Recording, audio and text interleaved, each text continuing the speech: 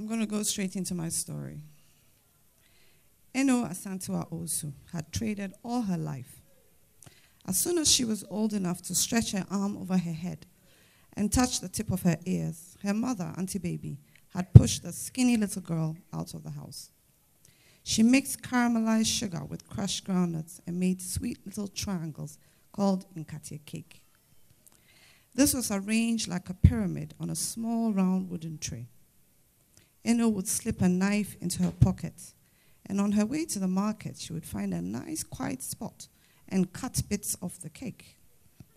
These pieces she sold to the other children at a lower price, and then she would stuff herself with the leftovers. Watching the industrious child, the neighbor asked Eno, what would you like to be when you grow up? A doctor? No. Eno waved her lanky arms at her aunt. I want to be a businesswoman. I can't be giving people injection. The woman could only say, hey, baby, this child, she's tough. Let her be what she wants to be. Eno's mother responded. So Eno became what she wanted to be, a businesswoman. She grew into a tall, imposing adult with a soft, deceptive voice. Her vegetable stall in the market did very well, and she kept expanding. She watched her wealthy customers closely and copied how they did their hair and their dress styles. When Mr. Owusu, the chief mechanic at the BMW garage, started buying tomatoes and pepper every Friday, she even started wearing lip gloss. She thought Mr. Owusu was a nice man, a little plump, but with a good forehead. She always looked at people's forehead. One day she asked him, are you not married? Why are you always buying vegetables yourself? Are you not married? He asked in return. Why would you ask a question like that? And that's how their little romance started. And she would go home and cook for him every Saturday morning. When they got married, Eno convinced Mr. Owusu to leave his job and set up for himself. She began traveling to Lome and bringing back goods to sell. After a few years, she realized that a lot of people were going to China and decided to try this new business destination out. Eno came back with towels and bed sheets and found a hotel owner, Mr. Sapon, who agreed to buy the lot. Mr. Sapon asked for 30 days credit. Oh, Mr. Sapon, we took a loan. 30 days is a long time. Then you can take your things. I am buying everything. If you want to go and sell it piece to people, that's fine. Eno called also. That's how business is now, my dear. No one has cash. You give it to him. It's better than chasing plenty people. So she did. After 31 days, Eno called Mr. Sapon. I'm in a meeting, he said. I'll call you back. She called him later. No answer. She kept trying. Number busy. Call diverted. Switched off. She got her brother to send him a text message. Brah, use big English on him. So John, who worked at the post office, used words like threaten, inconceivable, possible impasse, ignoring, and police station. Mr. Sapon didn't respond. This went on for 2 weeks. One evening, Eno got into her car. Mr. Sapon's secretary sat at the reception. Madam, can I help you? I need to see your boss. My boss? Yes, you have a boss, Mr. Sapon. Did he not employ you?